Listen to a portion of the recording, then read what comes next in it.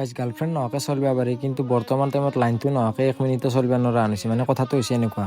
হে guys, hello' and welcome back to my another mini blog. ৰাতিপুৱা টোপনিৰ পৰা উঠি কিনে গম পালোঁ যে আমাৰ ঘৰত লাইন নাই, মানে লাইনটো হৈছে বেয়া। মই ভাবিলোঁ মিটাৰতে নাপাই আছে নেকি, কিন্তু মিটাৰত চোন পাই আছে। আহি গ'লোঁ বৰ্ডত খচিব, মানে বৰ্ডখন অলপ চলপ খচিলোঁ, মানে ভালদৰে লাইনৰ কাম নাজানোতো, তথাপিতো আৰু মানে ইয়াৰ বৰ্ডখন অলপ চোৱাৰ পিছত গম পালোঁ যে মোৰ দ্বাৰা নহ'ব। তাৰপিছত আহি গ'লোঁ আমাৰ গাঁৱৰ বিখ্যাত মেকাৰটোক মাতিবৰ কাৰণে।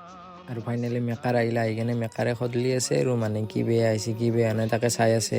আৰু মোৰ লাগিছে টেনশ্যন, মানে মোবাইলটো চাৰ্জ নহ'লে মানে মোৰ শান্তি নালাগে, সেইকাৰণে পুৰা একদম আৰু লাইনটো মোৰ কাৰণে ইম্পৰ্টেণ্ট। ফাইনেলি বেমাৰটো ঠিক হ'ল। এতিয়া মোৰ ইচ্ছা গৈছে মেগী খাবৰ কাৰণে, সেইকাৰণে হাতত 10 টকা এটা লৈ কিনে আহি গ'লোঁ দোকানত মেগী আৰু কণী নিবৰ কাৰণে। আৰু লৈ আহিলোঁ মেগী আৰু কণী, এতিয়া বনাওঁ আহক।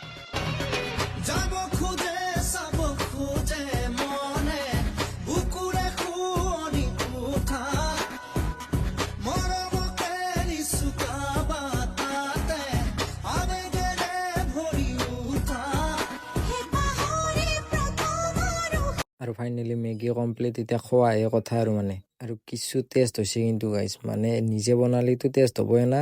জল্দি খাই লওঁ আৰু গাইছ। দ্যাটছ ফৰ টুডে গাইছ, চি ইউ চুন।